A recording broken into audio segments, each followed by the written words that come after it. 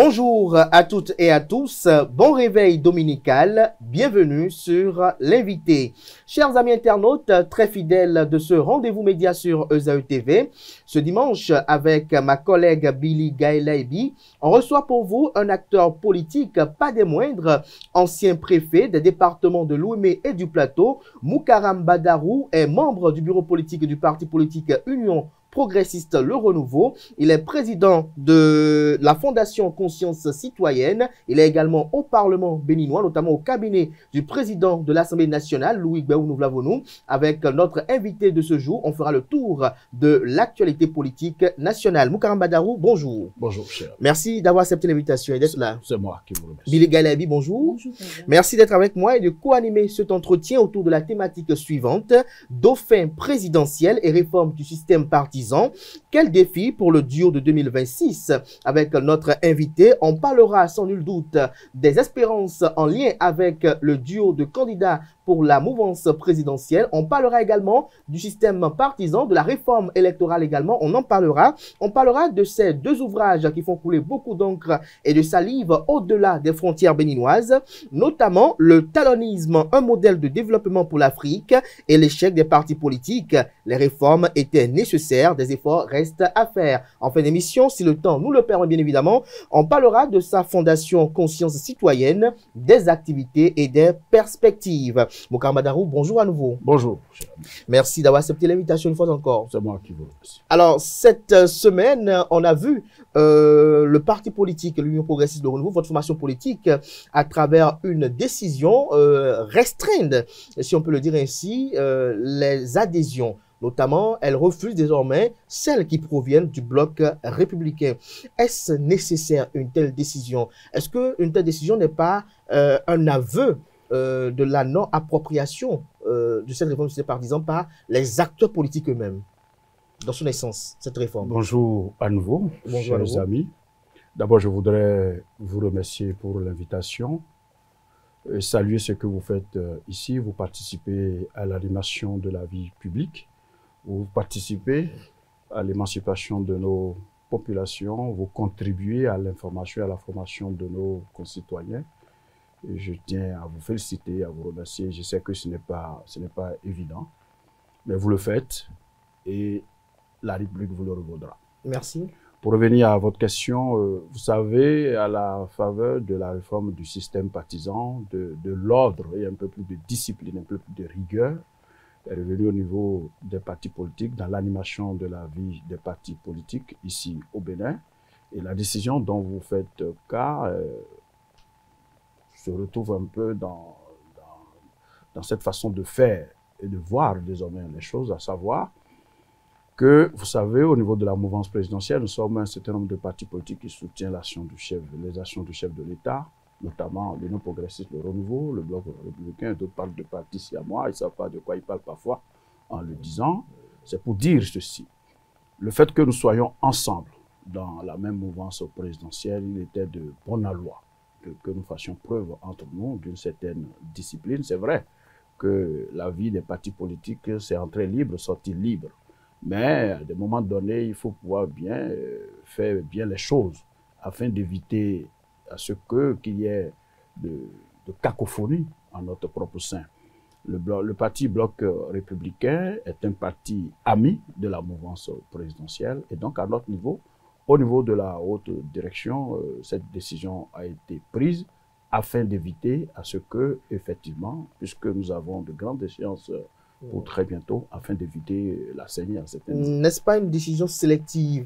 Pourquoi cette décision n'a pas été étendue à la Renaissance nationale, au mouvement des élites engagées pour l'émancipation du Bénin, qui sont également des formations politiques qui se réclament de la mouvance présidentielle et qui ont ou qui ont, si je peux le dire ainsi, des ministres conseillers nommés par le président de la République et qui ont des cadres techniques au niveau de l'administration publique?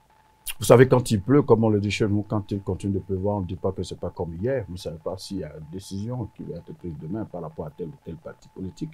À ce jour, la décision concerne le Bloc républicain. Et cela vient conforter, vient confirmer ce que nous faisons ensemble avec les partis du Bloc républicain. La décision n'est pas prise contre le bloc républicain, la décision n'est pas prise contre les dirigeants du bloc républicain. La décision est prise juste pour affirmer une certaine discipline qu'au niveau des partis politiques que nous devons pouvoir avoir. Et donc, vous savez très bien que pourquoi nous avons eu la réforme du système partisan. Avant cette réforme, on comptait à près de 300 de partis politiques au niveau du ministère de l'Intérieur, plus précisément à plus de 280. Avec la réforme du système partisan, vous avez vu que le nombre a fortement diminué. Pour avoir des partis politiques à dimension nationale, pour avoir des partis politiques qui couvrent toute l'étendue du territoire, les 545 arrondissements du pays, les 12 départements du pays, les 117 communes, dans nos villages, dans nos quartiers, dans nos hameaux, que le parti soit réellement présent, afin de pouvoir avoir une animation de la vie politique un peu plus, si vous voulez, je dirais un peu plus rigoureux, un peu plus formateur, un peu plus porteur par rapport aux espoirs de nos populations. Et donc, la réforme du système partisan exige de nous ce que, avant d'adhérer à un parti politique, il faut bien pouvoir savoir exactement qu'est-ce qui se passe et de ne pas seulement parce qu'on a rêvé une nuit, le lendemain matin, prendre des décisions. Donc, c'est une décision qui vise à discipliner au niveau, non seulement, c'est vrai, c'est une décision qui concerne le Parti bloc républicain, mais c'est une décision qui vise n'importe quelle formation politique. C'est une décision à envergure des différentes formations politiques parce que, vous savez, c'est une décision pédagogique. Le militant au niveau de l'Union progressiste, le renouveau, pouvait savoir qu'avec une telle décision, il va falloir alors que je fasse attention. Celui du bloc républicain fera la même chose, celui de Moël Bénin, et j'en passe. Donc c'est une décision pédagogique, c'est une décision qui vise à discipliner les militants. Bonjour, M. Moukaram. Bonjour, cher. Pour certains, cette décision, si vous dites qu'elle vise à mettre un peu plus de rigueur au sein, imposer un peu plus de rigueur au sein du parti, de votre parti politique. Pour certains, c'est parce qu'elle vient, vu le temps et le moment, elle vient directement du... J'ai pas bien suivi. Certains disent que cette décision vient directement du haut, c'est-à-dire que c'est le président qui aurait certainement... non, pas du tout, pas du tout, pas du tout. Le temps et la je comprends pourquoi je ne vous ai pas bien suivi. Non, pas du tout, pas du tout. Au niveau de l'Union progressiste, le renouveau, les décisions ne se prennent pas comme ça. Vous savez, même la réforme du système partisan vise à corriger un peu ce tir-là pour qu'un parti politique ne soit plus seulement l'émanation d'un leader, l'émanation seulement de 2 ou 3 personnes au niveau d'un parti politique. Les décisions sont prises en tenant compte de beaucoup de choses, de beaucoup de facteurs, des instances du parti. Donc, au niveau de la haute direction, la direction a été prise de concert avec les autres membres de la haute direction. Et dans un parti politique, il faut forcément des instances qui prennent des décisions. Et il y a des décisions qui méritent un certain nombre d'étages. Parfois, c'est seulement au niveau de la haute direction. Et après, parfois, c'est au niveau du bureau politique. Parfois, il faut forcément un conseil national ou un congrès pour prendre certaines décisions. Donc, ici, je crois que dans l'animation, dans l'exercice de leur fonction au niveau de la haute direction, cette décision a été prise. La réforme du système partisan, puisqu'on en parle, a-t-elle vraiment contribué à renforcer la démocratie? Pour certains, c'est le contraire. Non, ceux qui disent le contraire, certainement ne savent peut-être pas ou bien ils ont oublié ce qui se passait dans ce même pays il y a juste quelques années en arrière. Celui qui vous parle, vous savez très bien. J'ai été secrétaire général du Parti de renouveau démocratique, membre de la coordination de l'Union fait la Nation. L'Union fait la Nation déjà à l'époque qui visait à juste titre à mutualiser les forces politiques, à éviter l'émiettement des partis politiques. Donc cette vision, nous l'avions il y a longtemps. C'était même pas dans cette décision avant même l'arrivée de l'actuel chef de l'État, Patrice Talon. C'est une décision, c'est une vision qu'un certain nombre d'acteurs politiques, que tous ceux qui s'intéressent à la vie politique de notre pays, il n'y a pas un seul qui n'était pas exaspéré par ce qui se passait, à savoir que nous ayons presque chaque semaine la création d'un parti politique. Nous avons des partis politiques en pièces détachées dans ce pays. Nous avons des partis politiques qui ne couvrent qu'un arrondissement, qui ne couvrent qu'une seule commune. Et donc parfois pour travailler, on recourt à ce que moi j'ai l'habitude d'appeler des mercenaires politiques. C'est-à-dire qu'il faut aller chercher des gens dans telle commune, dans tel département, parce que absolument, ils ne pouvaient pas en avoir directement dans leur propre sein. Donc, la réforme du système partisan vient au moins d'abord régler cet état de choses, à savoir, quand vous arrivez au niveau de l'Union progressiste, le renouveau, c'est une grande formation politique qui couvre toute l'étendue du territoire national. Si nous avons quelque chose à faire à Kétou, à Sakété, à Moubé, à Porto-Novo, à Kandi, à Kérou, ou je ne sais où, sur toute l'étendue du territoire national, nous n'avons besoin d'aucun mercenaire, nous n'avons besoin que de nos militants et parfois des sympathisants. Et donc, à divers niveaux, nous sommes représentés. Et c'est la même chose pour le bloc républicain, c'est la même chose pour les autres formations politiques qui sont là aujourd'hui. Ça nous a permis au moins d'éviter... Sûr que toutes les formations politiques légalement constituées aujourd'hui remplissent tous ces critères que vous avez d'énumérer. Vous savez que pour créer... sont véritablement actifs, si on peut le dire ainsi, sur l'ensemble du territoire national? Actifs. En termes de nombre de militants, jamais vous n'aurez l'égalité au niveau des formations politiques. Mais tout au moins, il y a une égalité à la création. Il y a une exigence au niveau du ministère de l'Intérieur pour créer une formation politique. Avant, on avait juste besoin de 10 militants fondateurs au niveau de chaque département. Aujourd'hui, nous savons le nombre qu'il nous faut au niveau de chaque commune des 77 communes. Maintenant, quand on a fini de dire ça, la dimension de chaque formation politique maintenant, par rapport à ce qu'il fait, par rapport aux adhésions, par rapport à ses sympathisants, par rapport à ceux qui adhèrent à ce parti politique, la différence se fait nette. Mais aujourd'hui, nous avons à l'Assemblée nationale 3 grands groupes parlementaires, 3 formations politiques s'y retrouvent, 2 qui sont de la mouvance présidentielle et 1 qui est de l'opposition. Aujourd'hui, la réforme du système partisan nous a permis d'avoir aussi une certaine discipline à l'Assemblée nationale. Depuis leur élection, vous avez vu, les députés, les 28 députés du bloc républicain sont là. Personne n'a bougé.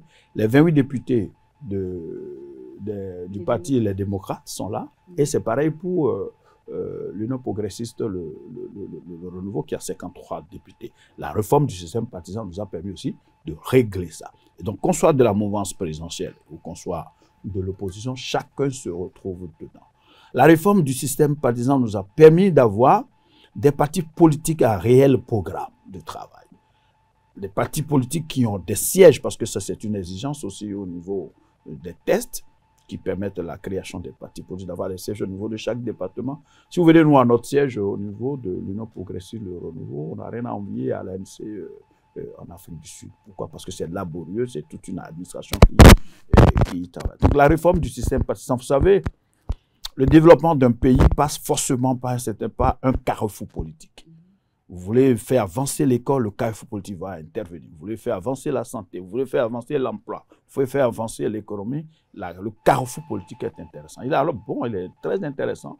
D'ailleurs, au regard de la Constitution, c'est les partis politiques qui animent la vie politique. Et la vie politique détermine le reste. Si au niveau des formations politiques, au niveau des partis politiques, ce n'est pas laborieux, ce n'est pas porteur, il n'y a pas de vision, il n'y a pas un cadrage politique qu'il faut, nécessaire pour déterminer la suite, on pourrait se retrouver en difficulté. Et Dieu merci que ce éclairage est venu de la part du chef de l'État, des députés à l'Assemblée nationale, qui nous a permis d'avoir cette loi, qui a permis la réforme du système partisan. Vous savez, en mars 2008, quand on jetait les bases de la création de ce qui est devenu après l'Union fait la Nation à l'époque, G4, G13 et F, comme on les appelait, c'était juste une idée des formations politiques, des acteurs politiques. Et il n'y avait pas une dimension de l'État pour couvrir ça. Il n'y avait pas un gouvernement pour l'accompagner. Il n'y avait pas un chef d'État pour l'accompagner. Aujourd'hui, on a un chef de l'État, on a une loi, on a un gouvernement, on a un certain nombre de cadres qui permettent d'accompagner cette vision. Et donc, c'est devenu quelque chose qui s'impose à nous tous, qu'on soit de l'opposition ou qu'on soit de la mouvance présidentielle. Chacun se retrouve alors à travers ce cadrage politique qui nous discipline nous-mêmes et qui nous permet, parce que, vous savez, l'entrée est libre, comme je le dis, la sortie est libre d'un parti politique, mais on va dans un parti politique parce qu'on a fini de voir un peu ce que le parti fait, de voir un peu ce qu'il y en est au niveau des tests, au niveau de la vision. On n'y va pas parce que seulement on a rêvé une veille, non. Monsieur Moukaram Badarou, à vous entendre, on a l'impression que la réforme du système partisan fait le bonheur de tous, alors que l'opposition continue de se plaindre de l'exclusion. Que cause et que suscite cette réforme-là? Non, parfois, peut-être c'est juste pour pour blaguer, je m'excuse du mot, mais il m'est difficile de dire autre chose que ça. Je viens de vous dire que si on n'avait pas cette réforme du système partisan, ce n'est pas sûr que les 28 députés des démocrates soient encore en place. On a vu ce qui se passait par le passé, comment, une fois qu'on a fini des élections législatives, quelques mois après, comment on assiste à des va-et-vient des députés. Et ceci n'était pas quelque chose qui arrangeait les chefs de partis politiques, les instances de partis politiques. Figurez-vous qu'un parti politique présente votre candidature. À l'heure où on vous positionne, on aurait pu positionner 20, 30, 50 ou 100 autres en lieu et votre place. C'est vous qui avez eu la chance de bénéficier de ce positionnement au niveau du parti politique qui amène les militants à travailler d'arrache-pied sur le terrain parce que la concurrence est rude, le nombre de places est limité, vous êtes nombreux à le vouloir. Et finalement, c'est vous qui êtes élu au nom de ce parti politique. Et vous arrivez à l'Assemblée nationale, vous arrivez au conseil municipal, au conseil communal, et du jour au lendemain, vous décidez de faire autre chose. Vous comprenez qu'il était de bon aloi vraiment qu'on trouve une solution. Donc, le parti, les démocrates, que je respecte beaucoup, ne peut pas dire ça. Et s'ils ont l'habitude de le dire, je voudrais les inviter à ne plus le dire. Maintenant, la loi n'est pas la Bible, ce n'est pas le Coran. Il doit y avoir forcément peut-être des choses qu'on peut revoir.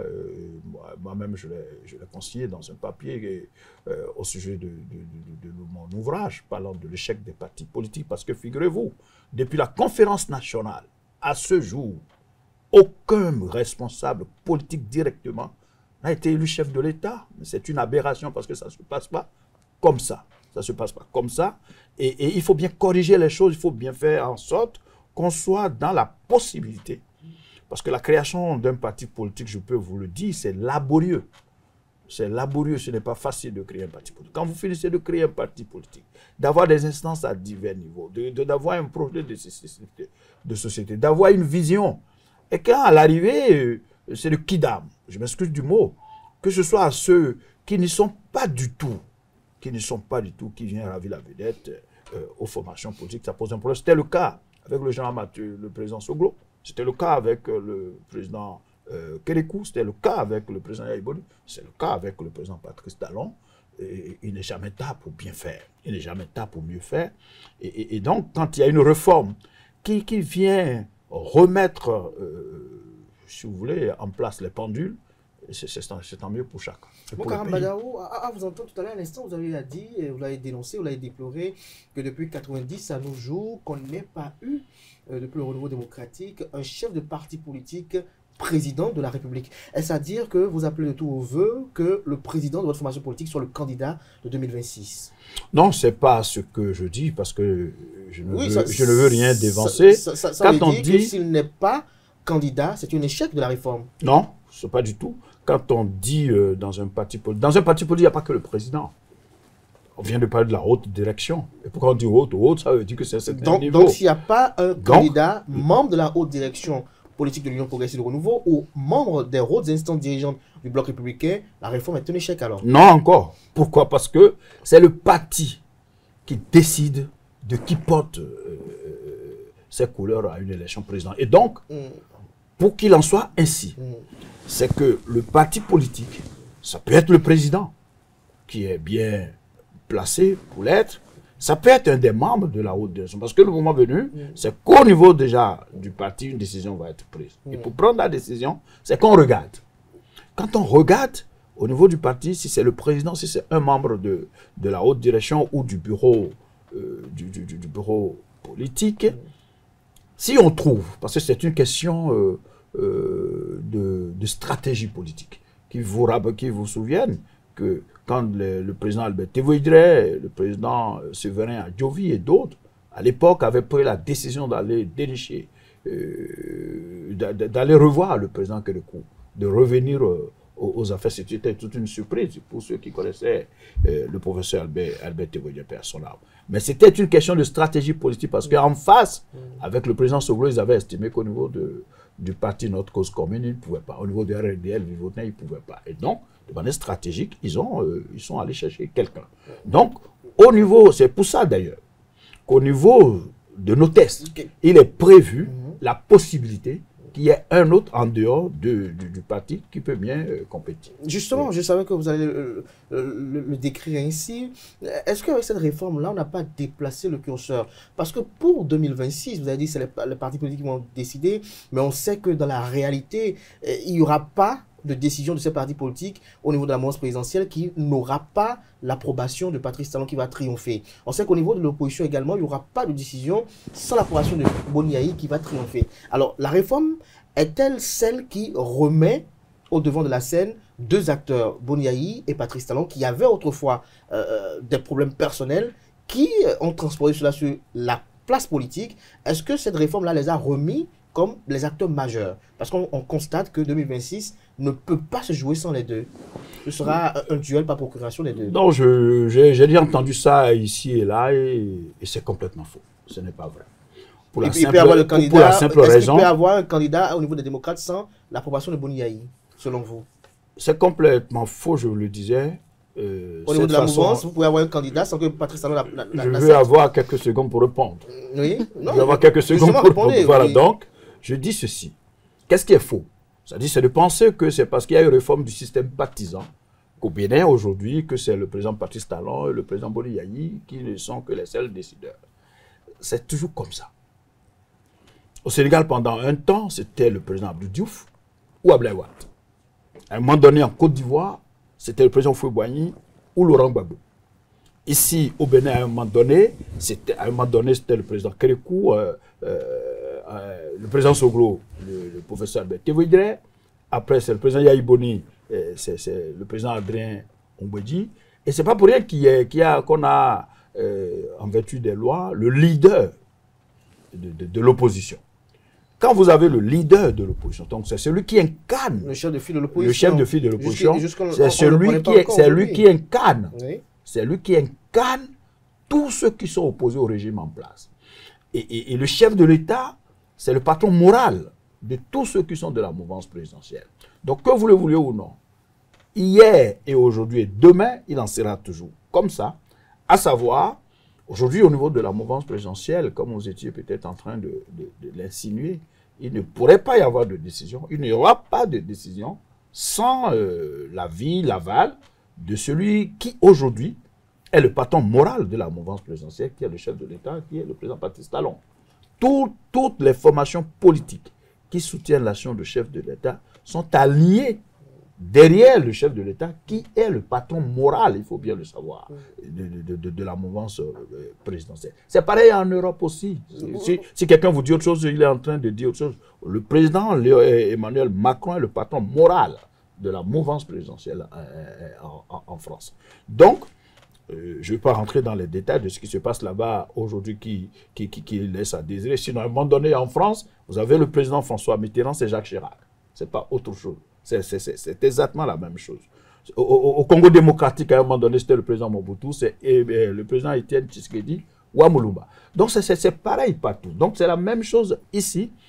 Au niveau des formations politiques, maintenant, pour revenir à notre pays, la décision est au niveau de la mouvance présidentielle, sous la houlette du chef de l'État, la décision va être prise au niveau des partis politiques qui soutiennent l'action du chef de l'État aujourd'hui au Bénin. Vous qui avez écrit un ouvrage, et bien d'autres d'ailleurs même, sur la réforme du système partisan, est-ce que vous ne pensez pas que cette réforme aurait été plus bénéfique au paysage politique si elle faisait la promotion de la démocratie au sein des formations politiques et non le dictat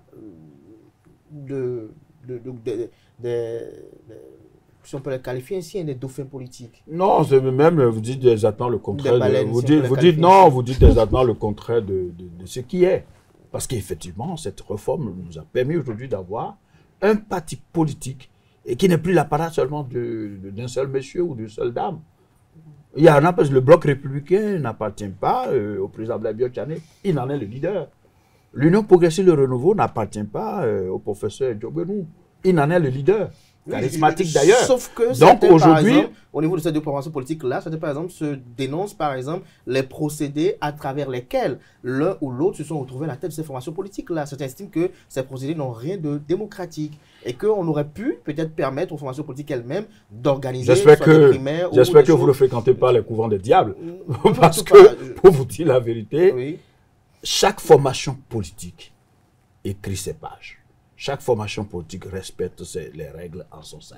Chaque formation politique, je vous dis aujourd'hui, à la faveur de la réforme du système partisan, au niveau du siège, au niveau de ceux qui travaillent, qui administrent là-bas, au niveau des instances dirigeantes, il n'y a plus la décision qui revient à une seule personne. Il est arrivé à un moment donné dans ce pays, c'est un seul qui décide de tout ce qui doit être député, qui décide de tout ce qui doit être des conseillers communaux. Et ça a changé aujourd'hui? Ça a complètement changé. Ça a complètement je peux vous dire que c'est presque un défi que je vous lance. Si ce n'est pas la réforme du système partisan qui est là aujourd'hui, vous avez les 60 à 70% de ceux qui sont maires là aujourd'hui qui l'auraient jamais été. C'est une réussite parce que le pays était presque... c'est-à-dire que chacun, il y avait des gens, des leaders, à qui appartenaient certains départements, certaines communes. C'était ça. Mais ce n'est plus ça aujourd'hui. Vous étiez du PRD au niveau de l'OMI. Est-ce que vous n'avez pas des regrets d'avoir quitté le PRD? Est-ce qu'aujourd'hui, en vous retrouvant au niveau de l'Union progressiste, le renouveau, est-ce que vous n'avez pas une nostalgie du passé que vous vivez autrefois comme fièvre électorale avec le PRD? Non, ça fait beaucoup de choses à la fin, ça fait beaucoup de mélanges. Il est clairement établi qu'un parti politique dans lequel vous avez passé 20 ans, c'est ce qui est mon cas, moi. 20 ans au niveau du Parti de Renouveau démocratique. Regret, c'est peut-être non, mais la nostalgie, absolument oui.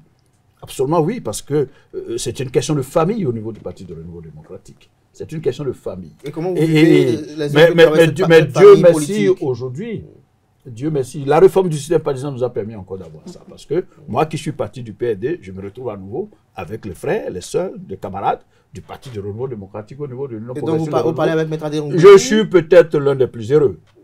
Vous échangez avec Maître Adrien Ngouedji? J'échange avec le président Adrien Ngouedji, que je salue d'ailleurs. Même après cette dernière sortie médiatique? Bien sûr que j'échange avec le président Adrien Ngouedji. Vous échangez avec lui et il est fâché ou... Vous fâchez contre quoi? Qu'est-ce que vous dites? Contre peut-être le système politique actuel. Non, quand on a fini... Attention, quand on a fini d'avoir le parcours qui est celui du maître Adrien Ngouedji, quand on est ce qu'il est, quand on a ce qu'il a, vous pouvez comprendre que parfois qu'il se prononce sur un certain nombre de choses. Et quand il a fini de se prononcer, sans tenir compte de la discipline de groupe, vous ne l'avez pas vu. Ce que vous appelez, ça c'est pas... C'est vous-même qui en parlez. Vous allez parfois quand vous suivez l'actualité politique en France, l'état d'âme, vision, manière de voir, une certaine idée d'une certaine chose, vous pouvez vous-même vous prononcer. C'est seulement, il y a des pas seulement. Le président Adrien Ngouedji n'a pas franchi un pas, la preuve au niveau de toutes nos bases, que ce soit à Porto-Novo, à Sémékodji, à Mistrete, à Diara, à Cotonou, le travail avec, au niveau des cellules, des sous-sessions, des sessions de l'Union progressiste de renouveau. Nous travaillons ensemble avec nos frères et sœurs, nos camarades du Parti de Renouveau démocratique. Donc ce pas n'est pas franchi. Donc, je dis, on a besoin parfois même, dans un parti politique, dans un groupe politique, des gens qui aient le courage de se prononcer sur un certain nombre de choses. Ce n'est que pour vitalité démocratique. Quand on suit ça en Europe, on ne trouve pas que c'est un problème. C'est quand on arrive en Afrique ici qu'on veut... Donc je vous souhaite de mettre les lunettes africaines. Au niveau du PRD, par exemple, du PRD même d'ailleurs, qui est votre ancienne formation politique, au sein de laquelle vous avez été l'un des hauts dirigeants pendant 20 années, c'est pas petit, 2 décennies. On a vu Maître Adrien Ngouedji brandir une correspondance dans laquelle il disait que le PRD existait toujours. Mais après cela, on n'a plus rien eu du côté de l'Union progressiste de renouveau, excepté le fait de dire que bon, le parti a disparu, mais il n'y a eu aucune action conséquente pour quand même faire face à ce qu'on peut, certains pourraient qualifier d'affront au parti. Vous savez, pour l'harmonie du groupe, pour ce que nous faisons ensemble, pour la période de ce que nous traversons, nous avons des échanges majeurs en face de nous. Je viens de vous dire que... Parce qu'en fait, votre rôle, en tant que journaliste aussi, c'est d'aider les formations politiques à être ensemble.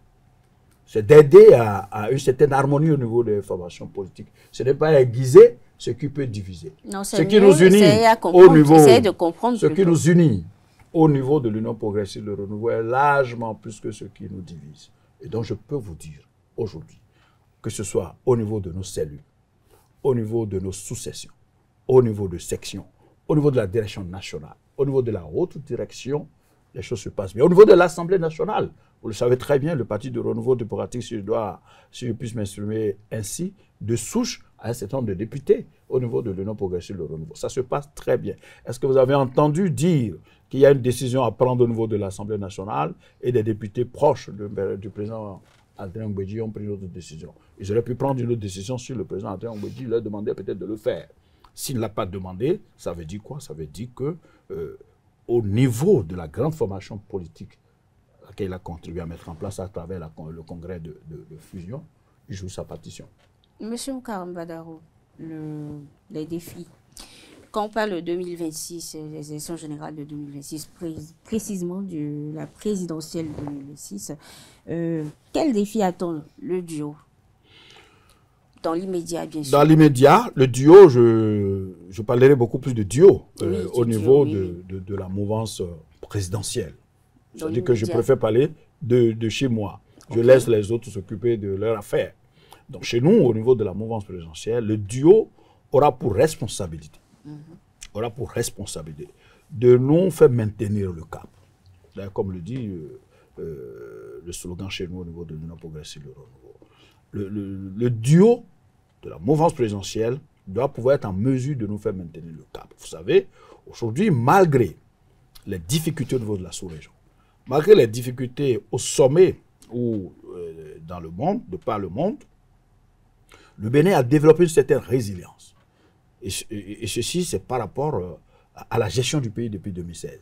Nous oscillons en 2024, nous avons eu 6,7% du taux de croissance, contre 6,4% en 2023. C'est dire que ce qui se fait aujourd'hui au niveau de notre pays, au niveau de l'école, ça fait près de 9 ans maintenant, nos enfants sont réellement à l'école. On a eu un taux de 73 ou 75% au bac récemment. Nos enfants sont à l'école. On a fini avec les années scolaires sauvées. Chaque année, on sauvait l'année scolaire. Et finalement, nos enfants avaient des diplômes sauvés. Nous en avons des conséquences aujourd'hui au niveau de nos entreprises. Aujourd'hui, notre agriculture dit son mot. Nous sommes premiers au niveau du coton. Nous sommes, en termes de transparence budgétaire, premiers de l'espace francophone en Afrique et 5e au niveau de l'Afrique de manière générale. Nous avons des infrastructures routières aujourd'hui qui font la fierté de la gouvernance qui est là. Nous avons des marchés qui se construisent. Nous avons des stades qui se construisent. Nous avons la sécurité, l'autorité de l'État qui est rétablie. Vous savez, le président Adrien Ngouedji, en 2017, je crois, si je me trompe, avait dit que l'État était banalisé, que l'État était fragilisé, que l'État était fragmenté, que l'État était descendu de son piédestal. À la faveur de la gouvernance qui est là aujourd'hui, nous avons réussi à remettre l'État à sa place. Vous savez, l'État, c'est autour duquel chacun de nous, on devrait s'appuyer, on s'appuie. Et donc, il faut toujours le renforcer, il faut le reproduire. Il faut faire en sorte que l'État soit géré au mieux. Il est géré aujourd'hui au mieux. La restauration de l'autorité de l'État, la sécurité qui est de mise. Quand on met tout ça, tout ce package en place, je ne vais pas parler, on en parlait tout à l'heure, de la réforme du système partisan, la pagaille qu'on avait au niveau de la gestion des communes, au niveau de l'Assemblée nationale, à divers niveaux au plan politique. Tout ceci semble être corrigé. Je ne dis pas que tout va bien, Madame la Marquise, mais l'effort est fait. Nous avons le grand souhait, au niveau de la mouvance présidentielle, pour que nous ayons de la continuité. Il m'arrive parfois, je sais que je peux choquer beaucoup de gens en le disant, il faudrait perdre Patrice Talon. Faudrait-il le perdre?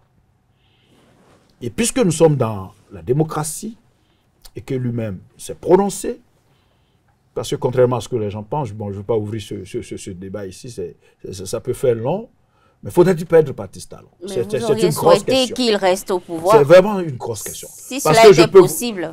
Si c'était possible. Vous auriez souhaité que Patrice Talon... Je l'aurais souhaité si c'était possible. Laissez-moi finir. Hein. Je l'aurais vraiment souhaité. Je vois mon cher ami qui brouille de m'interrompre. Vous savez, nous sommes en démocratie. Il faut respecter la grammaire de la démocratie. C'est le respect de ce qu'on s'est dit. C'est le respect des institutions. C'est le respect des tests. C'est ce que nous appelons la dictature des tests. Justement, cette Et donc, face à cette dictature, cette test-là dans la démocratie, pour vous qui écrivez beaucoup, qui étudiez la démocratie, les systèmes politiques en Afrique, est-ce que vous ne pensez pas qu'il faille peut-être ôter cette limitation de mandat et peut-être laisser le peuple ou instaurer des institutions fortes qui puissent permettre que la démocratie à la base s'exprime véritablement, c'est-à-dire si un peuple veut qu'un chef d'État fasse 4 mandats, le peuple même le forcera à le faire. Mais si le peuple ne veut pas, après un mandat, on peut le renvoyer. Est-ce que vous pensez pas, vous savez, lorsque l'on voit, si je peux finir aussi, que les grandes nations qui ont connu un modèle de développement que nous envions aujourd'hui, l'ont connu par le métier au pouvoir pendant une période donnée d'un leader politique qui avait fortement une vision. Je parle du cas de l'Allemagne, de la Grande-Bretagne, de la Turquie, des Émirats arabes unis et de la Russie, pour ne citer que ça. Vous savez, c'est pour ça que, vous savez, les Africains que nous sommes, nous baignons parfois dans le mimétisme. Nous refusons parfois d'aller dans nos vraies réalités, de tenir compte de ce que nous sommes. C'est un sujet très sensible que j'aurais bien voulu ne pas trop en parler. Mais si vous voulez mon avis personnel, un peu comme vous le dites, la limitation des mandats, ce n'est pas ça qui détermine une démocratie. En France, jusqu'en 1995, le mandat était ouvert. Et il était de 7 ans. Jusqu'en 1995. Et c'est la France. En Allemagne, le mandat du chancelier n'est pas limité. Il en est de même au niveau de l'Israël. Ces deux pays sont de grandes démocraties, de très grandes démocraties. Donc la limitation de mandat, ce n'est pas ça, c'est pas ça qui détermine la démocratie. La démocratie, c'est la gouvernance par le peuple et pour le peuple. C'est-à-dire que les populations choisissent librement leurs dirigeants. Et les dirigeants exercent, gouvernent à partir des tests que ensemble, au niveau des populations, ce qui a été adopté. C'est ça la démocratie.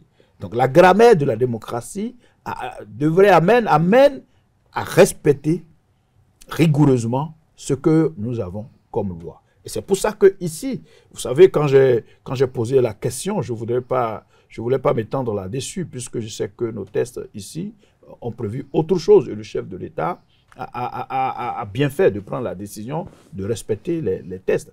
Mais moi, je pose la question, c'était pour répondre à Mme Laïbi sur les défis qui attendent le prochain duo. C'est ça qui m'avait amené à dire, faudrait-il perdre Patrice Talon au regard des résultats, à la limite surprenants, que nous avons. Ils n'étaient pas nombreux à vendre aussi cher la tête de Patrice Talon dans l'exercice de ses fonctions de chef de l'État. Et pourtant, aujourd'hui, il a tutoyé sérieusement le sommet à travers les résultats que nous avons. Et donc, c'est le défi qui attend le prochain duo. Et au-delà de la frontière de la mouvance présidentielle, c'est le même défi qui attend le duo du parti qui doit venir de l'opposition. Donc, c'est le prochain défi, le défi du prochain duo, qui qu'il soit, qui va être élu en 2026, à savoir faire en sorte que aujourd'hui, nos enfants qui ont des repas chauds, Talon l'a hérité du président Boni Yayi et il a multiplié carrément par plus de 5. Aujourd'hui, ils sont plus d'1,3 million de nos enfants qui ont un repas chaud. Près de 80% de nos écoles sont concernées. Le prochain duo a le défi non seulement de maintenir les 80, mais de l'améliorer pour ne pas atteindre les 100%. Le prochain duo a pour défi de faire en sorte que l'ASFATA, nous avons eu la phase 2, la phase 3 qui doit venir après. Le prochain duo a le défi de faire en sorte que beaucoup de rues à Kwakwa, beaucoup de rues dans la ville de Porto-Novo, beaucoup de rues au niveau de plusieurs autres communes du pays, le prochain duo a le défi de pouvoir les réaliser. De sorte que, parce que le Bénin 1, la nation une aussi, celle que nous sommes en train de construire, il ne devait pas y avoir des Béninois qui vivent mieux quelque part et d'autres qui sont dans la médiocrité ailleurs. On doit pouvoir faire en sorte que chaque citoyen de ce pays puisse bénéficier de nos efforts communs. Et donc, étendre ce que nous faisons là. Les marchés, il y en a eu près de 35 construits aujourd'hui sur toute l'étendue du territoire national. Il revient au prochain duo de pouvoir continuer aussi pour que nous ayons des marchés.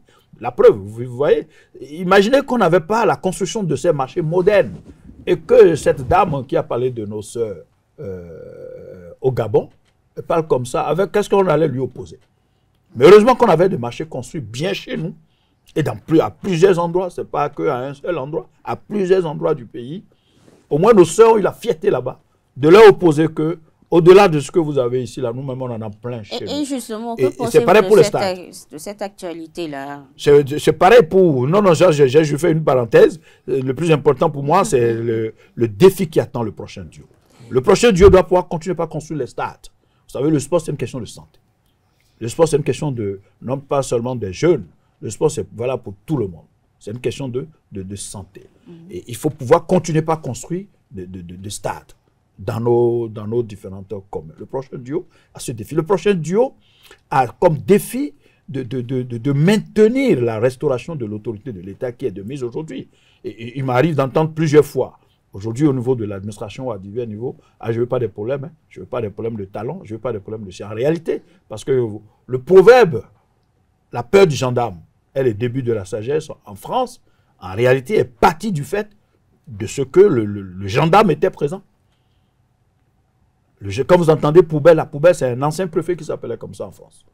Et qui était très rigoureux pour que chacun a son affaire, pour son bac à poubelle, le bac à ordures, pour qu'on ne jette pas les ordures ici et là. Il s'appelait poubelle. Il était si rigoureux que ça a fini par prendre son nom. Donc, il faut pouvoir restaurer l'autorité de l'État, la présence de l'État, la présence au mieux de l'État, qui aide, qui favorise, qui gouverne, et qui fait en sorte que l'État soit à disposition du citoyen, que l'État protège le citoyen. Le prochain duo a ce défi. Le prochain duo a le défi de faire en sorte, comme a su le dire le chef de l'État au président Boni Yahi au cours de l'une de leurs rencontres, ce qui est fait là, notamment au niveau de la réforme du système partisan, le prochain duo a le défi de le maintenir. Si le cas, on va se retrouver en difficulté. Si le cas, on va retourner à la carte de départ au niveau de l'Assemblée nationale et au niveau de nos communes, ou après une élection municipale, pour installer des maires qui vous souviennent dans ce même pays. Quand on a fini d'élire nos conseillers communaux, les partis étaient obligés parfois d'embarquer leurs conseillers et ils vont les cacher et on leur arrache les potables. Dieu merci, aujourd'hui, on n'a plus ça. On n'a plus ça, on ne devrait plus avoir ça. Donc, le prochain Dieu a ce défi pour ceux qui parlent. Il ne s'agit pas de s'installer dans le bavardage. Il s'agit, nous avons tellement de défis à relever parce qu'il y a beaucoup de pays africains qui bougent.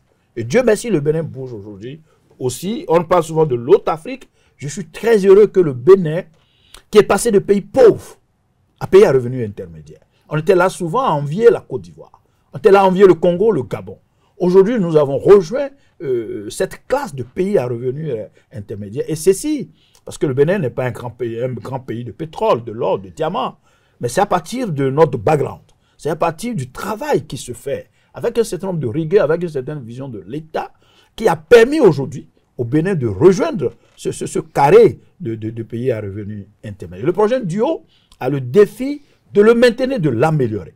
Et vous savez, avec ce qui se fait depuis 2016, on a rejoint ce que nous appelons l'autre Afrique, un pays propre. Aujourd'hui, le Bénin est le pays le plus propre au regard de ce qui a été au niveau international. Il faut le maintenir. Vous faites partie des pays les plus propres. Le plus propre. Il est premier en Afrique. Vous pouvez le vérifier. Donc, aujourd'hui, il est question pour le prochain duo de pouvoir nous maintenir dans ce registre-là. Et donc, continuer par travailler à faire en sorte que l'éducation, qui est une question centrale, puisse continuer par être prise en compte sérieusement.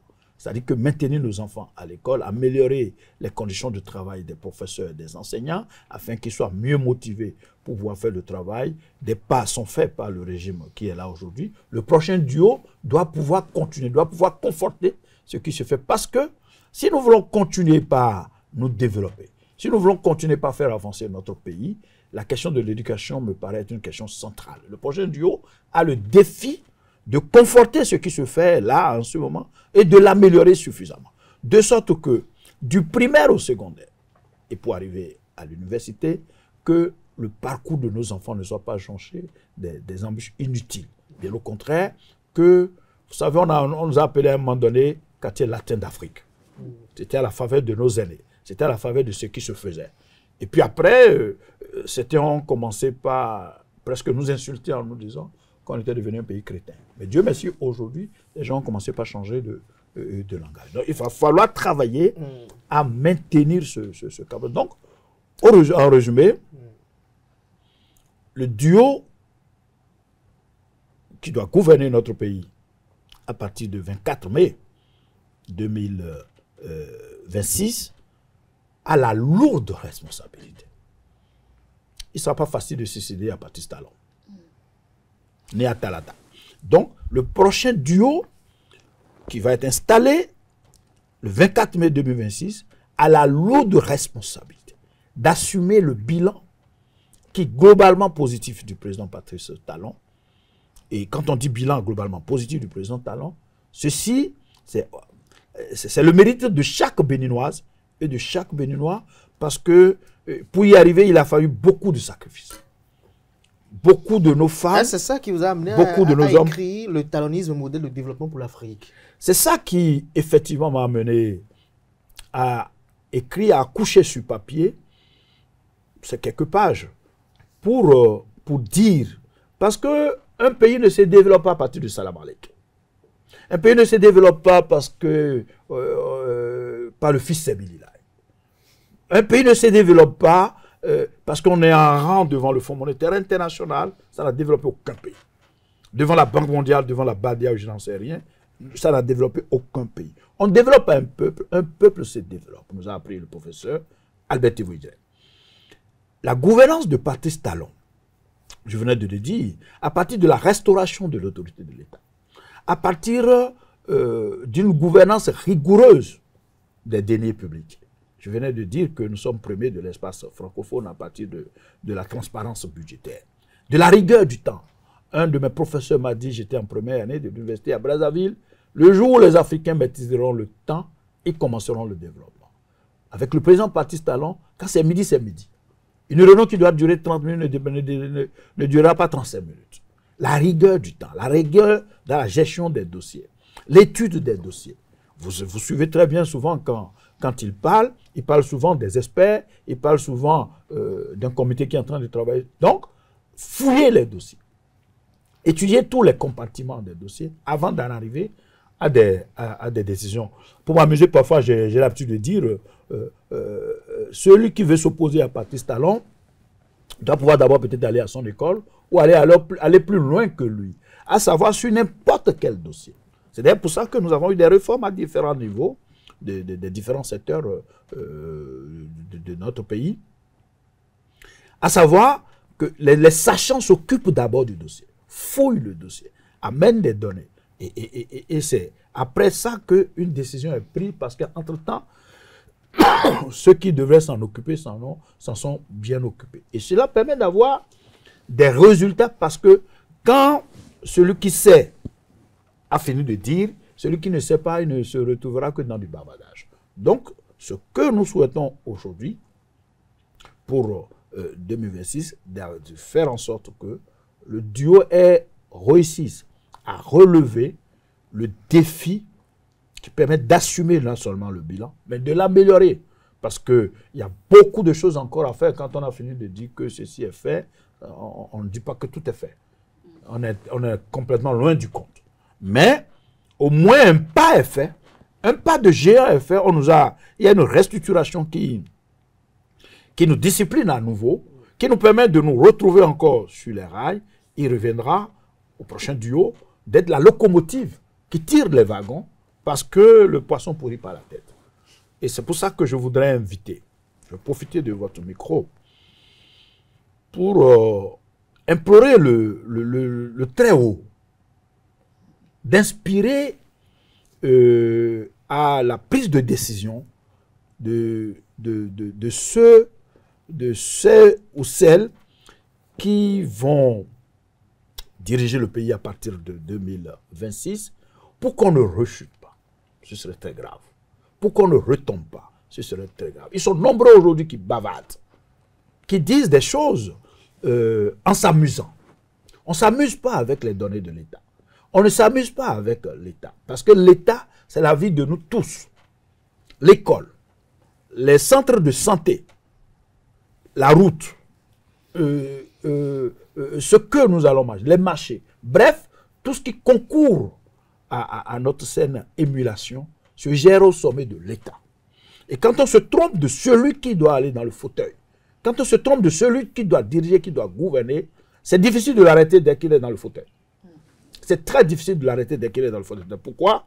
Que j'implore le Très-Haut pour que le choix soit porté sur celui ou celle qui serait en mesure d'assumer le bilan, d'améliorer ce qui se fait, de corriger des erreurs ou des fautes qu'on peut constater ici, là, afin que, à l'heure du bilan en 2031, qu'on soit dit merci, vous avez réussi à tenir le challenge et éventuellement peut-être on vous donnera un nouveau ticket pour un prochain mandat. Donc, je crois très sérieusement à ce qui se fait en ce moment. C'est pour ça que j'ai écrit le talonisme comme modèle de développement en Afrique et qui peut permettre alors à d'autres pays africains, puisque nous avons plus ou moins les mêmes problèmes, s'ils peuvent s'inspirer de ce qui se fait ici au Bénin. Je le constate par endroits au niveau de certains pays où les gens s'inspirent de ce qui se fait ici. Parce que quand c'est bon, ce n'est pas forcément en Allemagne ou en France qu'il faut aller le chercher. D'ailleurs, on peut vite se tromper parce que les réalités ne sont pas les mêmes.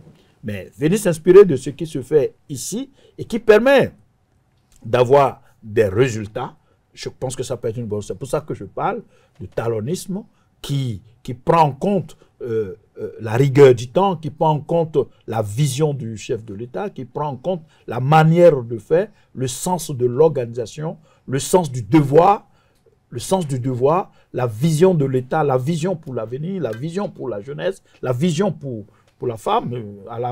Je peux le souligner très rapidement. C'est à la faveur de la réforme du système partisan que, quoi qu'il en soit, on a 24 femmes députées à l'Assemblée nationale. Ce n'était jamais arrivé dans le pays.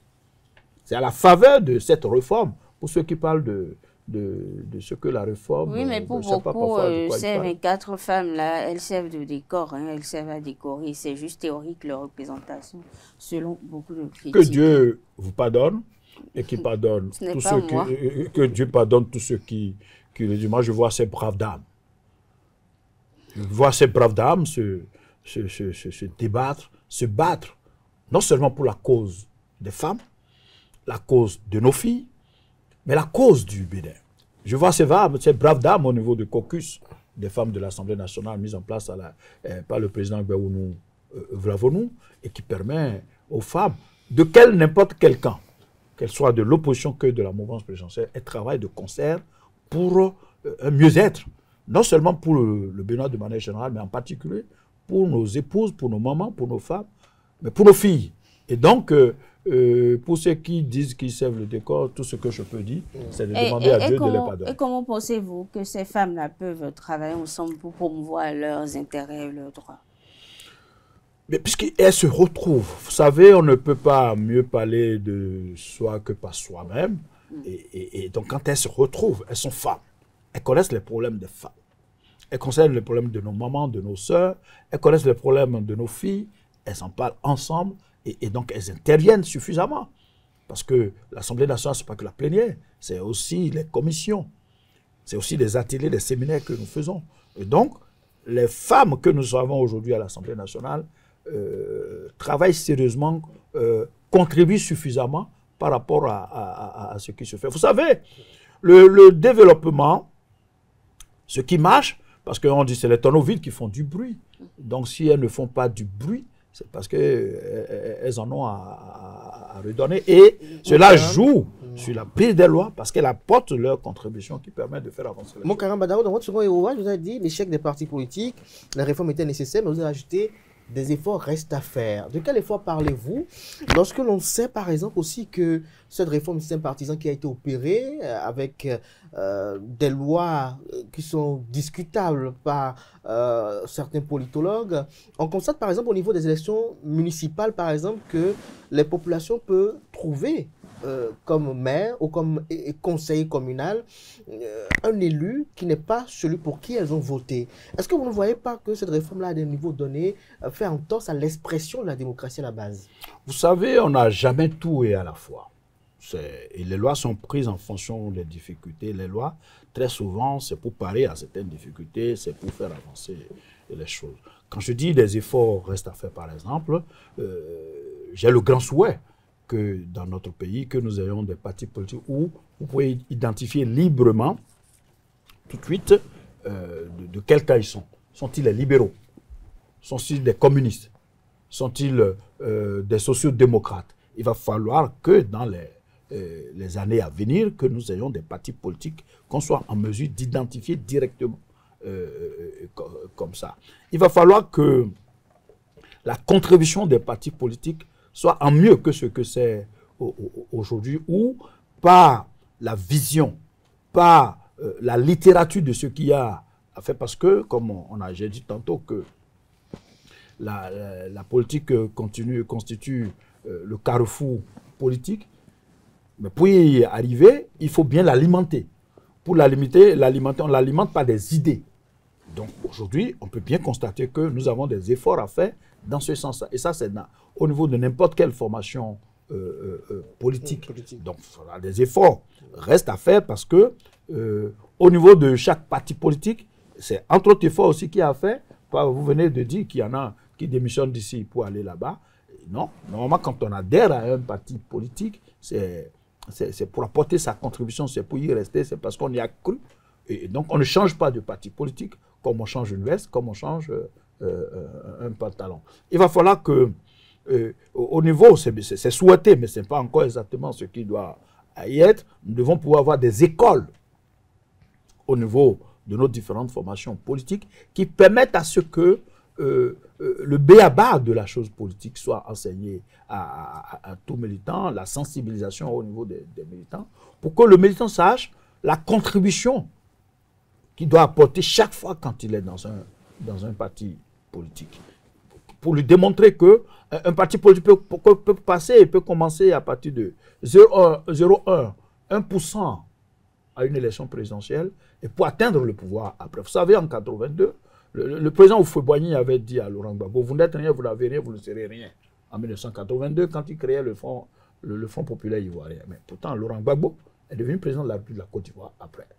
Vous voyez? Donc, Abdoulaye Wade, quand il créait en 1974 le PDS au Sénégal, il lui a fallu assez du temps avant d'arriver finalement au pouvoir. C'était pareil pour le président Chirac, quand il créait le RPR en France à l'époque en 1974. Donc, on doit pouvoir amener le militant au niveau du parti, de savoir qu'un parti n'est pas né seulement pour être au pouvoir dès le lendemain. Dès que vous avez ça, c'est comme du toholou. C'est-à-dire qu'un enfant qui naît, qui marche, ça ne se passe pas comme ça. Donc un parti doit être en mesure de faire du chemin. C'est pour ça que je salue ce que se fait par exemple au niveau du Moël Bénin, de Jacques Ayadji, qui travaille avec ses camarades sur les terrains respectifs. Et je loue ça parce que je dis, c'est comme ça que cela se passe. Jean-Marie Le Pen, quand il a créé le Front populaire en France à l'époque, les gens prenaient ça comme blague, mais après, il s'est retrouvé au second tour d'une élection présidentielle et sa fille aujourd'hui, si ce n'est pas des difficultés qu'elle a, en tout cas le RN aujourd'hui, en France, est le principal parti politique de la France. Donc, il faut toujours apprendre à commencer. Donc, entre autres efforts, voilà, qui doit s'enseigner, qui doit se faire savoir pour que le militant dans un parti politique, pour qu'il ne croit pas que impérativement, le parti doit être au pouvoir le lendemain, ce n'est pas ça. C'est après un certain nombre d'efforts qu'on y arrive. Et je pense qu'on a bien commencé déjà avec cette réforme du système partisan. Il y a forcément quelques corrections à faire dans le temps, ça se fera. Laquelle?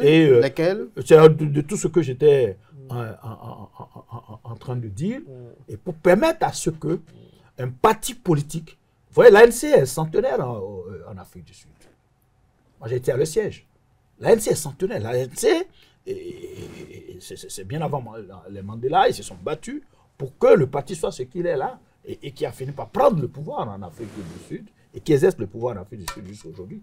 Il doit en être le cas aussi chez nous où un parti politique se bat sérieusement de tel taux de pourcentage à tel présidentiel, à d'autres après pour finir par conquérir le pouvoir. Parce que il faut, c'est dans le temps qu'on gagne le pouvoir. C'est dans le temps. C'est dans le temps qu'un parti politique s'installe complètement. Donc, je pense que la réforme du système partisan, contrairement à ce que j'entends ici et là, les avantages que nous en avions tirés, que nous en tirons, que nous en tirerons encore sont nombreux. Maintenant, il faut travailler à conforter tous ces avantages. Monsieur Moukar Mbadaro, on aimerait également aborder la Fondation Conscience Citoyenne, mais avant, j'aimerais vous demander, selon vous, c'est quoi le meilleur profil pour le prochain successeur de Patrice Talon? Quel devrait être le meilleur profil en 2026? Peut-être le mien. Pourquoi pas? Peut-être le mien. Vous y aspirez d'être candidat à la candidature? Je peux vous avouer que si je bénéficiais de la confiance du chef de l'État, j'assumerais la charge. J'assumerai la charge. J'ai tellement observé le chef de l'État dans la gestion de la chose publique, j'ai tellement observé ses faits et gestes, j'ai tellement observé sa manière de gouverner, je me retrouve tellement dans sa manière d'opérer que si je bénéficiais de sa confiance, j'assumerais la charge. Et maintenant, comme je le disais tantôt, les partis politiques, j'appartiens à un parti politique, c'est le parti qui prendra la décision. Je crois que les gens sont à la tâche, sous la houlette du chef de l'État, ça ne tardera plus. On aura forcément le duo de la mouvance présidentielle. Et pour dire que le profil du prochain successeur de Patrice Talon doit être celui qui a compris le fonctionnement de Patrice Talon. Celui qui a compris ou qui a le même diagnostic des difficultés que nous avons dans notre pays. Parce que, comme le dit le général Kérékou, nous avons un petit pays, mais lourd à porter. Il n'est pas facile de gouverner le Bénin. Nous nous connaissons ici, que ce soit au niveau de la classe politique, syndicale, la presse, et j'en passe, la société civile, nous nous connaissons tous. Eux ne sont pas faciles à gérer. Comme Patrice Talon n'en trouve pas tous les jours, mais je pense que dans nos rangs, puisqu'il faut finir par trouver, on va en trouver. Et ce profil, c'est celui, comme je l'ai dit tantôt, qui va aider à maintenir le cap. C'est-à-dire que les résultats que nous avons, et qui font notre fierté, que ce soit au niveau du tourisme. Moi, j'ai vu la fois passée à Porte-Novo, à la faveur de la fête des masques, jamais j'ai mon pauvre âge, mais jamais je n'ai vu autant d'expatriés à Porte-Novo. Jamais. Je n'avais jamais vu ça.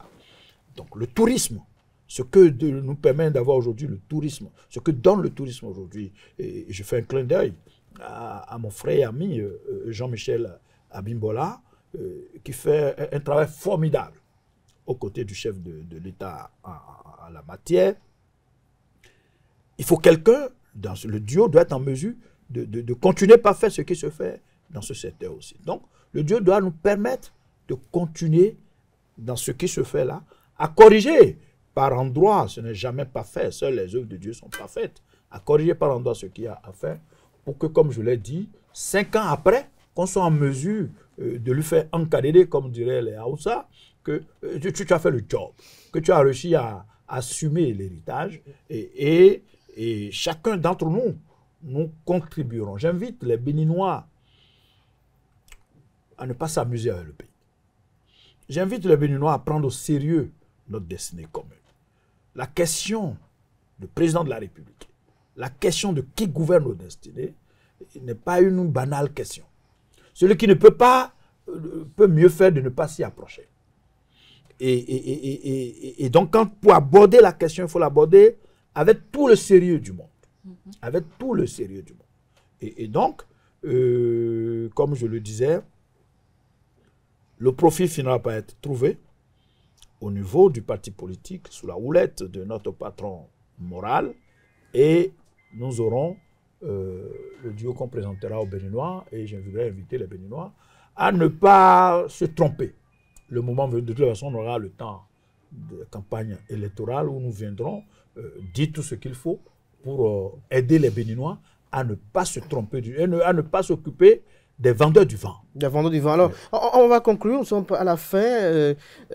Dites-nous très rapidement, parlons de la Fondation Conscience Citoyenne. Quelles en sont les activités et en même temps les perspectives? La Fondation Conscience Citoyenne que j'ai l'honneur de diriger, qui est une société scientifique et qui a pour objectif, puisqu'on n'a pas beaucoup de temps, qui a pour objectif fondamental de travailler à rétablir les valeurs morales, sociales, patriotiques et républicaines dans notre pays. Vous savez, la plupart de nos difficultés, dans nos foyers, dans nos familles, dans l'administration et dans le pays, la plupart des difficultés que nous avons tirent leur source du fait de l'érosion de nos valeurs sociales, de nos valeurs culturelles, de ce que nous sommes. Il faut travailler à les rétablir. Il faut montrer à nos enfants ce qu'a été la fierté des Dahoméens. Que les Dahoméens, les Béninois ressemblent un peu aux Dahoméens. Dans la culture du travail bien fait, dans la culture de la famille, dans la culture du sens du partage, de solidarité, dans la culture de la générosité de soi pour sa famille, la générosité de soi pour sa commune, la générosité de soi pour son pays.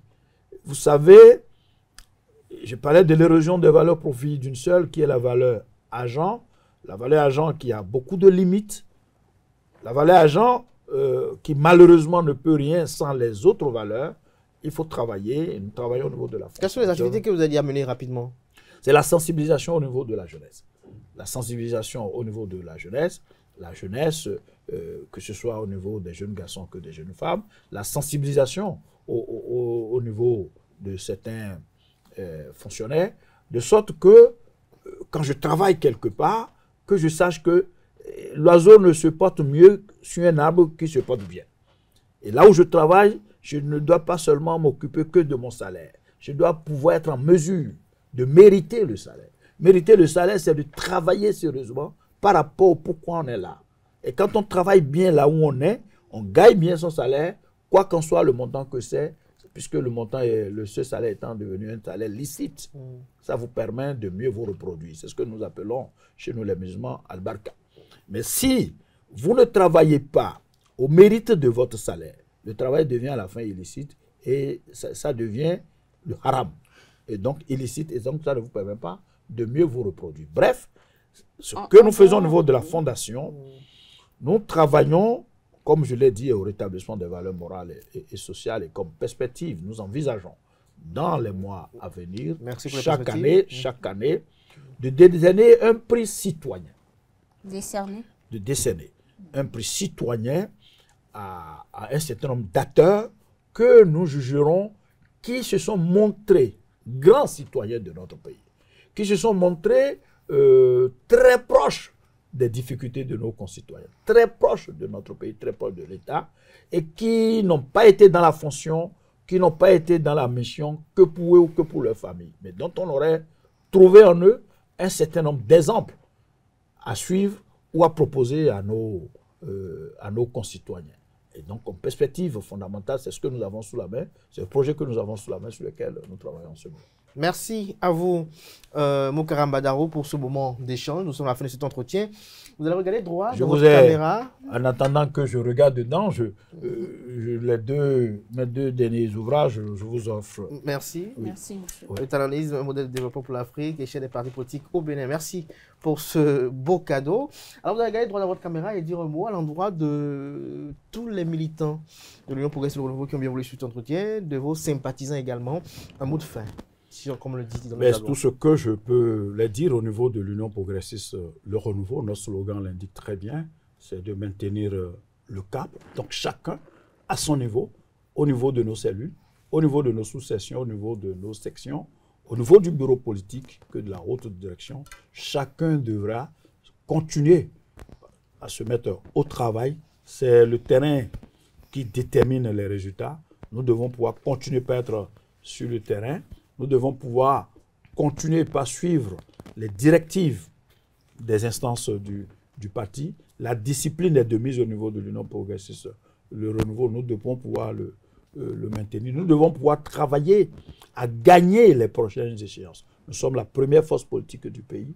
Nous devons le rester au regard à l'occasion des élections générales de 2026, notamment les élections législatives et communales municipales de janvier 2026, que de l'élection présidentielle. Donc nous devons pouvoir gagner ces élections législatives et communales.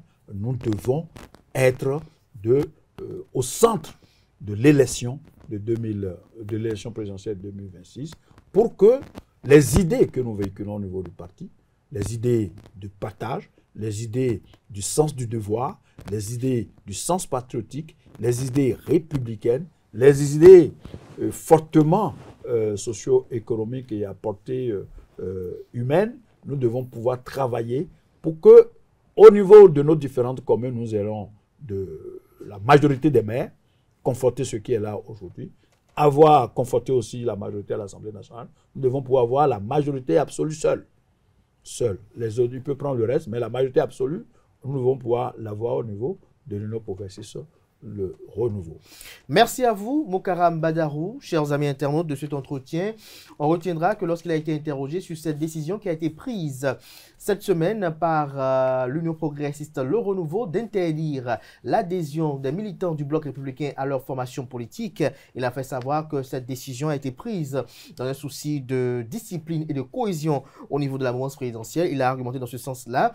Au cours de cet entretien, il a eu à maintes reprises à vanter les mérites de la réforme du système partisan. Il a eu à présenter les exigences de cette réforme. Il a fait savoir que la création et la gestion d'un parti politique sont des choses très laborieuses. Il a argumenté cela en soutenant son argumentaire de ses ouvrages, notamment l'échec des partis politiques. Les réformes étaient nécessaires, des efforts restent à faire et le talonnisme, un modèle de développement pour l'Afrique. Lesquels ouvrages d'ailleurs il nous a offert au cours de cet entretien. Il a fait savoir également qu'il échange avec Maître Adrien Roubedi et il a rassuré de ce que Maître Adrien Roubedi n'est pas en opposition avec Patrice Talon. Interrogé sur son parti politique, au cours de son argumentaire, il a fait savoir que les cellules, les sous-sections, les sections, la direction exécutive nationale, la haute direction politique et au niveau de l'Assemblée nationale, tout se passe bien au niveau de l'Union progressiste Le Renouveau et donc pour lui, cela est une preuve que la réforme du système partisan fait son petit bonhomme de chemin.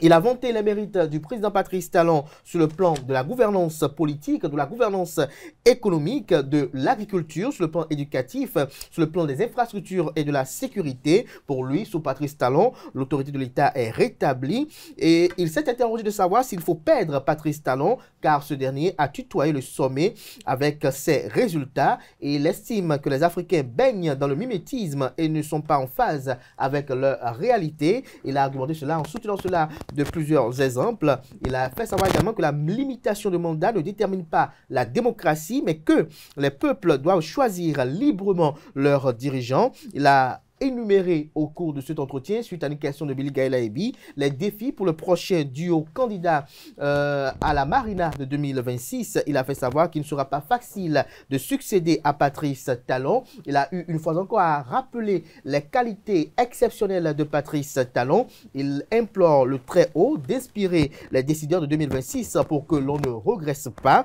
Il croit fermement à la vision de Patrice Talon et invite d'ailleurs les pays africains à s'en inspirer pour que les pays africains puissent bien évidemment connaître également le développement que connaît le Bénin actuellement, car entre Africains, nous avons les mêmes réalités. Il a fait savoir qu'il doit être enseigné aux jeunes qu'un parti politique n'est pas né pour être au pouvoir demain. Et sur ce passage-là, il a eu à saluer le militantisme de Mouel Bénin, le mouvement des élites engagées pour l'émancipation du Bénin, qui est dirigé par Jacques Ayadi, à qui il a fait un petit clin d'œil. Il a fait savoir que si lui, Mokaram Badarou, bénéficie de la confiance du président de la République, qu'il assumerait la charge, car il se se trouve dans sa manière de faire, il se retrouve dans la manière de faire de Patrice Talon et d'opérer.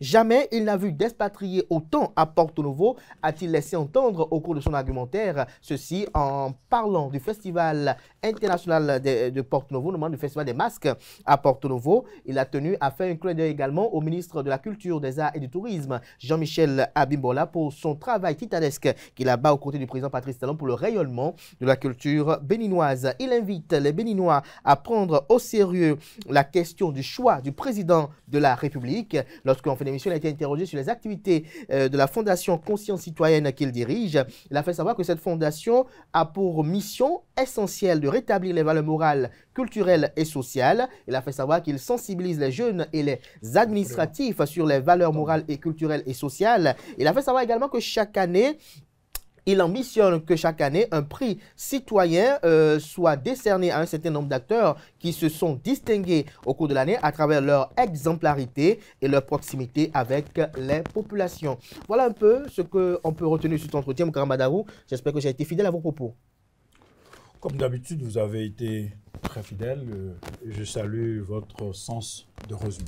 Merci à vous, Billy Galabi. Merci également d'avoir conduit avec moi cet entretien. Je rappelle que Moukaram Badarou est membre du bureau politique du parti politique Union Progressiste Le Renouveau. Il est président de la Fondation Conscience Citoyenne, ancien préfet du département ou des départements de l'Ouémé et du Plateau. Notons également qu'il est au cabinet du président de l'Assemblée nationale, Louis Béounou-Vlavonou. Merci une fois encore. C'est l'invité de ce dimanche, chers amis internautes. On se souhaite bon mois de septembre par anticipation. N'oubliez pas de prendre le rendez-vous du JT à 19h. Belle suite de programme sur ESAE TV à demain lundi, par la grâce et la volonté divine, sans occulter celle des hommes.